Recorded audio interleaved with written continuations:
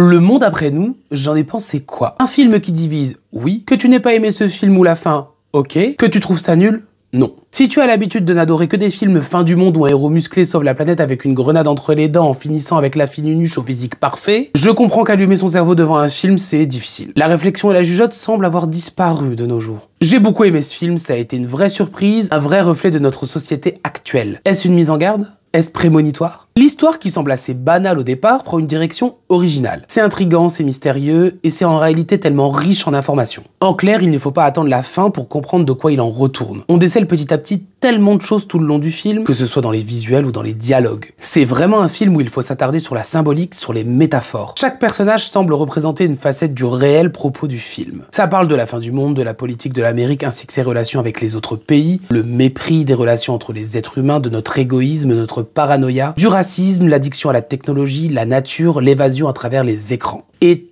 tellement d'autres choses, chacun peut donner ses propres interprétations. Et cette fin est si géniale.